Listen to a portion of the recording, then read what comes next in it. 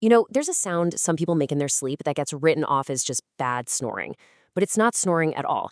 It's this high pitched whistle that can actually be an early warning sign of a really serious hidden disease. So, in this explainer, we're going to learn how to recognize it and why you should absolutely never, ever ignore it. We all know what snoring sounds like, right? It can be annoying, for sure. But what if that noise you're hearing from a loved one, or even from yourself, isn't just a simple annoyance? What if it's a signal for something much, much more serious?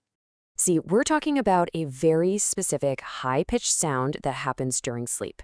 It is not snoring, and being able to tell the difference could be incredibly important for your health.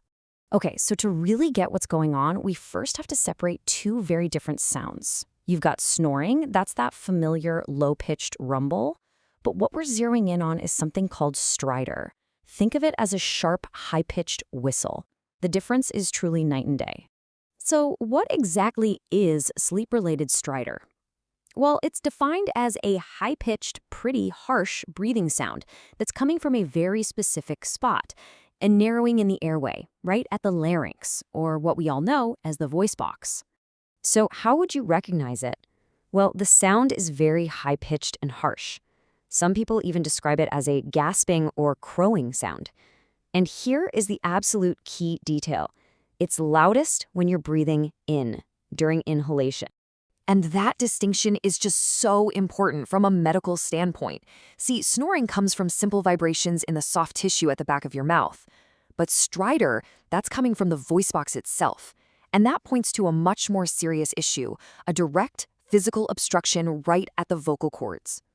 So why are we making such a big deal about this difference? Because unlike snoring, this sound isn't just an annoyance for your partner. It's a serious signal that something is fundamentally wrong. It turns out, sleep-related stridor has a strong link to a rare but very serious neurological disease called multiple system atrophy, or MSA. And what's really startling is that this sound can actually be one of the very first signs of the disease, sometimes showing up years before any other symptom. So how does this actually happen? Well, the connection is pretty direct. MSA is a disease that affects the brainstem, which is like the command center for automatic things like breathing. When it's damaged, the brain's control over the larynx muscles gets all messed up.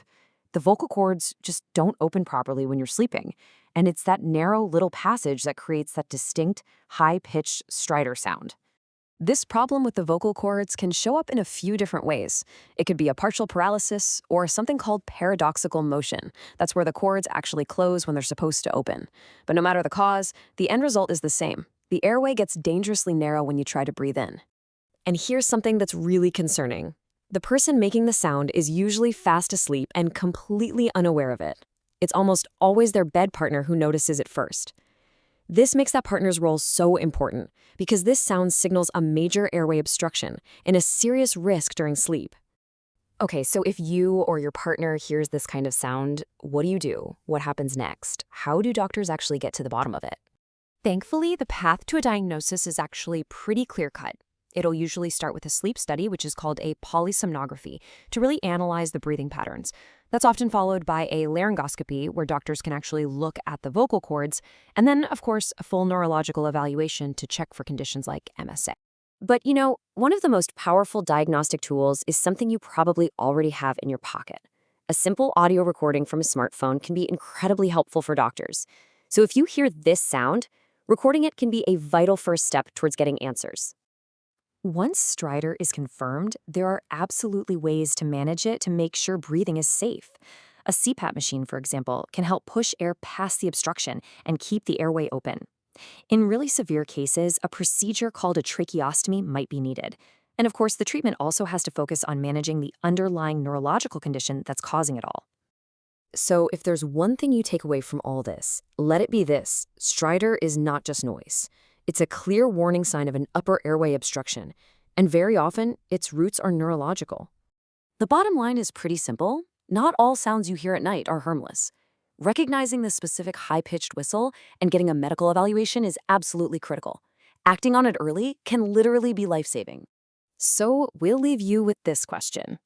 Now that you know exactly what to listen for, do you think you could recognize the sound of this hidden danger? Paying close attention, either to yourself or to a loved one, could really make all the difference in the world.